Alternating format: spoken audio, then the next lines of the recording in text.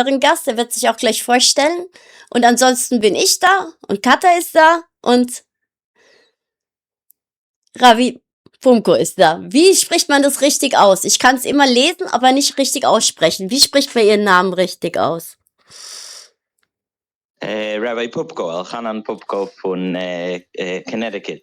Ah, okay. So, wir wollen sprechen, wir kennen uns ein bisschen von Twitter. Sie posten da immer sehr viel über israelische Geschichte und sehr viele interessante Sachen. Man kann sehr viel lernen und darum haben wir gedacht, wir fragen Sie einfach mal über einen bestimmten Teil der israelischen Geschichte, über den sehr viel Unfug erzählt wird. Wir wollen sprechen ein bisschen über den Unabhängigkeitskrieg und ja. Genau. Asach von die Krieg, was ist in Neues Heint, ist, wenn sich auf eine Geschichte von Israeli und Palästinenser und Asach Menschen wissen nicht die Geschichte.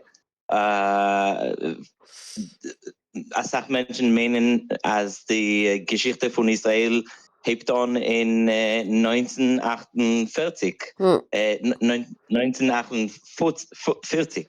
Aber es heißt Asach früher und es hebt alles on von die Geschichte, der History. Viele tausend Jahre. Was hältst du von Englisch? Weil ich habe Probleme mit... The conflicts are about the history. And people don't realize the history. For example, a simple fact, the majority of the city of Jerusalem was Jewish until 1948. And then Palestinians ethnically cleansed Jews from East Jerusalem and also attempted to starve to death 100,000 Jews in West Jerusalem. So people say, the Jews, they colonized Palestine. In fact, until 1948, when the Palestinians started a war, the majority of Jerusalem was Jewish. There's a lot of leaders in the Palestinian movement in 1948 that got their training in the Nazi Wehrmacht. Fauzi el-Kaukaji, there's a few people there who that was their training. So you don't, unless you know that history, you don't understand what this war was about. And it was, Holocaust survivors, a lot of people who saw the people who graduated the Wehrmacht trying to do the same thing in Israel, Palestine. So there's a lot of history that, people just don't know.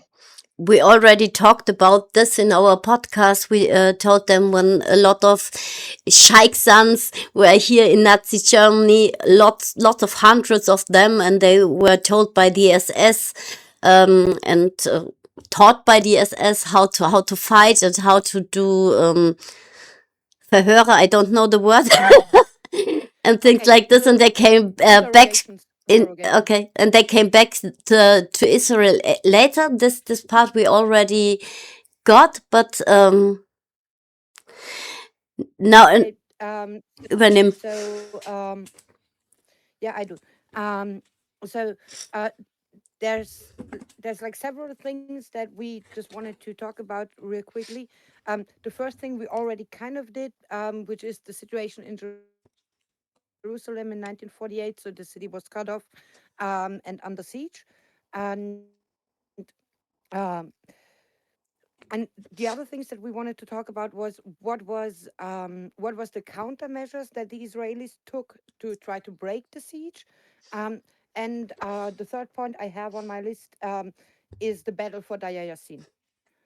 So maybe you could just... Very good questions. Yes. So a lot of the strategy Palestinians had already in 1936 was to cut off Jewish communities. They would set siege. They would use their villages to ambush the roads, and they would try and cut people off. So what they tried to do in 1948 was to cut Jerusalem off. It was very successful. And interestingly, a Jewish American, very high-ranking man from the American Army named Mickey Marcus, he came there and he figured out a way to make a new road that would get to Jerusalem, and that was the only way they were able to save Jerusalem, because they created a new road that would bypass the Palestinian siege on Jerusalem. People need to understand it wasn't a siege on weapons or anything. It was a siege on food and even water. You can Google it and find many pictures of people waiting in line for water in Jerusalem in 1948. The story of Deir Yasin, I actually have spoken personally to someone who participated in that battle, and I'll say this. Number one, there were Palestinians who were killed in Deir Yasin, but it's not even close to the number of people the Palestinians killed in Gush Etzion. And people just don't talk about Gush Etzion. Everyone knows about Deir Yasin. No one knows about Gush Etzion, how they raised a white flag and they were still massacred by Palestinians. The siege Deir Yasin happens to be, I grew up in a neighborhood in Jerusalem called Har Nof, which is very close to there, and it overlooks the road to Jerusalem. And so originally there was this pact between Deir Yasin and the Haganah, where Deir Yasin said they won't host any armies from Iraq, from Syria, from Lebanon that would put siege to Jerusalem. But eventually those armies took over that village, and they were there, and they were shooting at the road below. And so there was a decision to take over Deir Yasin. Now, it became much bloodier because the Jewish fighters put in a megaphone, a speaker, and asked the civilians to evacuate. And that's how they lost the element of surprise. It ended up being bloodier. About a total of 100 people were killed in Deir Yasin. It's a small number for a war when you're talking about war. And so, the fact that it became this like huge deal is really thanks to Palestinian propaganda, where they told everybody that that the Jews did a massacre. Now, interestingly, it had the opposite impact. They thought that if they'll say horrific things that the Jews did, it's going to cause Palestinians to fight harder. But what it ended up doing is encouraging a lot of Palestinians to leave their homes and go to Lebanon and Syria. And so they achieved what they call now the Nakba by scaring people and saying false things. I have a question about Deir Yasin. One little, I read that there were Iraqi soldiers inside Deir Yasin, and I also read there were Arab fighters dressed as women. What can you tell there's us no about question this? that look, people got killed. Civilians did get killed, and that's unfortunate and sad. But it's like, we speak about October 7th and the situation in Gaza. The complaints go to the people who start the war. No, this was not the bottom question. I asked. They dressed up as women.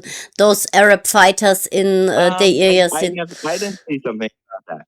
Huh? I didn't see something about that. I know that there's a whole debate, by the way, whether the Haganah was involved in the Deir Yasin story, because Jerusalem, especially because it was more traditional, it had many more people in the Irgun and in the Lehi. And there was some coordination, I would say a lot of coordination between the Haganah and the Irgun and Lehi, but as you know from the story of the Altalena, there were also very strong differences. And so there's basically before 1948, before the IDF, there were three main Jewish self-defense organizations. There was the Haganah, which is more mainstream. There was the Irgun, which was farther to the right, and then there was the Lehi, which was really hardline. Now, once the war began, they coordinated some of their attacks. The attack in Deir Yasin was carried out mostly by the Irgun and the Lehi, which were not the Haganah. After the attack, the Haganah tried to say, okay, we weren't fully involved with it, but there's a whole debate to how much they were involved. Now, I didn't see a story about people dressing up there or anything like that, but it was a war and there were civilians. And the bottom line is it was not a war that we started. It was a war that they started. And the Jews who attacked Deir Yasin did it because there was a siege on Jerusalem. And when you set siege to a city with 100,000 people, there will be war because they need to get food and water. So yeah, of course. That's my take on it. So and this this whole siege on Jerusalem story finally ended with a part of Jerusalem surrendering and Jerusalem being divided. So, and what happened to the Jewish people in the part that was now Arab? Yeah, people don't tell that story anymore. Thank you for asking. The East Jerusalem, which used to be majority Jewish, was ethnically cleansed. Not one single Jew remained in Jerusalem, in East Jerusalem, which is where the old city is, where most of our history is. They took the gravestones from the Mount of Olives, she was saying. It's interesting because one of those is my great great grandfather was buried there. Yes. So what happened was they destroyed all the synagogues in East Jerusalem, and they violated the oldest Jewish cemetery in the world, Mount Olives, which is already mentioned in the Bible. And they took a lot of the stones there and turned them into building bricks, or Mm, for the sidewalk, whatever it is. And then one of those was one of my ancestors. But it was a mm, mixture. It was Palestinian and the Jordanian army, and they took East Jerusalem, ethnically cleansed it of Jews, destroyed all the synagogues, and then for 19 years they refused to let any Jew, whether from the U.S. or Germany or wherever, to go to the Western Wall, which is our holy site. So people don't talk enough about that. People don't talk about the fact that they ethnically cleansed Jerusalem of Jews. They divided it. It was in violation of any UN resolution. And now they come and say they want it as their capital, which is absolutely unthinkable ridiculous. because it's not theirs. They took it from the Jews. And there's a whole other story, which is the Yemenite Jews. The Yemenite Jews used to live outside of the walls of Jerusalem on East Jerusalem. It's called Kfar HaShiloach, or Kfar HaTeimanim, which means the village of the Yemenites. That Mm, already in 1920, 1929, they had to leave because of Palestinian violence and pogroms. So now they're all over the news saying, save us from colonization or from the Jews in East Jerusalem, when they are sitting on stolen land. mm. So, so Jerusalem was never theirs to begin with, and now they are claiming it to be theirs. Yeah, and Yeah, look, there's no question there were there were people. They didn't identify them as Palestinians, they identified as Arabs. There's no question there were people living there for a few hundred years. That's not deniable. But it's also not deniable that it for the longest time in history it was the capital city of the Jewish people. And the fact that Palestinians do so much to destroy the archaeology wherever they get control, on Temple Mm, Mount and other places, tells you exactly whose it is, because they mm. try and hide the evidence and destroy it. They stole. they did a major digging on Temple Mount and threw out all the old soil and just dumped it somewhere to destroy the evidence. We've heard of a project to recover the evidence from this mountain. Yeah, yeah. Someone who's guilty has nothing to hide, but they have a lot to hide because Jewish history is in East Jerusalem, and that's why they try and destroy it. Mm. And as far as I know, the Temple Mount to this day is in Arab hands. Is that correct? Yeah, in 1967, the religious side of things was given to the Jordanian religious police called the Waqf. And it's interesting because you have to ask Palestinians, why is Jordan there, and why didn't they mind when Jordan was there in 1948? If they really wanted to free Palestine, and if Jerusalem is really their city, why didn't they say anything about it between 1948 and 1967? Mm, But as they say in Yiddish, nu shoin soll sein. They Jordan took Jerusalem from 1948 to 1967, and so after 1967, to ensure that the mosque on Temple Mount will have Jordanian control, or Muslim control, the Israelis gave it to the Jordanians. I'll be honest with you, I think also part of the decision was that Moshe Dayan was afraid that there will be Jewish infighting about, do you build the temple there? Do you go up? Do you not go up? So mm, he kind of decided to Mhm. avoid that by giving Muslims control of it. mm. But to this day, it's illegal to pray on Temple Mount for both Jews and also for Christians, is it? Correct. Yeah, they gave it to Muslims to just sort of keep the religious status quo and reduce tensions with the Arab world. And like I said, also because there's not a consensus among Jews in terms of whether you're allowed to go to Temple Mount, etc. They decided the easiest way was to just give control, but it's illegal. It sounds crazy, but it's illegal if a Jewish person wants to go onto Temple Mount and pray. They get arrested, and it's illegal, and that's in keeping in line with the status quo, which is a word people like in Israel. You know, there's so many issues that are just too hard to figure out. They say we just stick with the status quo, with what it used to be, whether it's the British, the Turkish law, what they just stick there. It's kind of apartheid, but against Jews. Yeah, look, I mean, if you're Jewish, and I'll give you an example, you go now on Airbnb or all these vacation rentals, and you know, not as an Israeli, as a German and American Jew, if you want to rent a house in the West Bank and you're not Jewish, no problem. But if you send a message and say, look, I'm Jewish, nothing to do with Israel, I'm Jewish, I'm from Berlin, I'm from New York, and I want to rent a villa in Jericho, in Ramallah, and Jenin, you would never do that because the guy would tell you no, and if you did, you know, there would be some very serious concerns for your life. And so, yeah, there is apartheid, but it's against Jews. So Yeah, it is that's the actually reality. safe for it is actually safe for Arab Muslims to live in Israel, but it's not safe for Jews to live in the West Bank or in Gaza.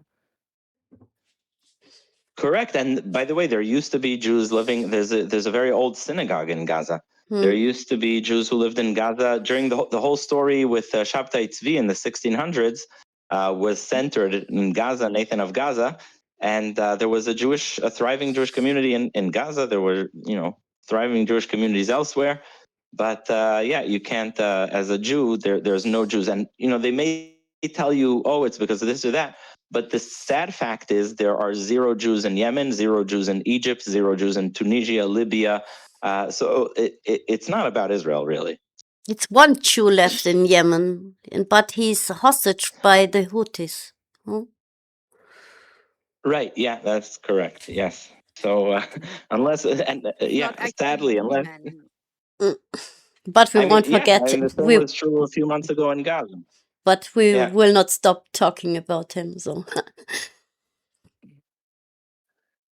Yeah. So unfortunate situation. The world sort of turns a blind eye to it, but we have to keep fighting for telling the truth. And really, thank you guys for keeping up the good fight and telling the truth. And we need more people like you, more people doing this. And we're trying our best.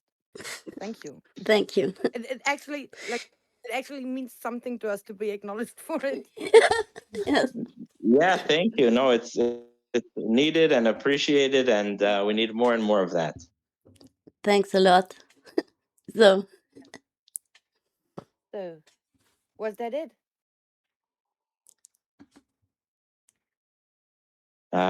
Yeah, I mean, it's all I have to say, and yeah, if you Then, happy to come on again in the future, and this was very meaningful, and I thank you for it. yeah, thank you that very much for speaking to us. for being our first And guest. I have to start working more on my German. I'll hopefully next time it's going to be better. yeah, we will we will have this on YouTube, and it can be subtitled in German, so there won't be much trouble understanding. And for me personally, I don't have a problem doing this in English also in the future. Okay, And fantastic. so yeah, then thanks again very much. We will, when we upload this, Hannah will send you the link to the video so that you can see what it looks like when it's done. Okay, perfect, terrific. So Yeah. and maybe the Germans Thanks so must much. work on their Yiddish. So not we. Yeah. That's also true. Because Yiddish, but it has to be Lithuanian Yiddish because I do Don't. Lithuanian. I can do Hungarian, but it has to be Lithuanian Yiddish. Говорите по-русски? Нет, понимаю по-русски. К сожалению. Okay. Aber okay, then okay, I said thank you already 5 times like this. Then I would Oh. just say thanks again, and hope to talk to you again soon. Okay, fantastic. Thank you. Thank Thank you you. so much. Danke. Thanks a lot. And Dank. All right. Be well. Thanks. Dank. Bye. And Dank. Bye bye. And he's out. Ja. Das war doch gut,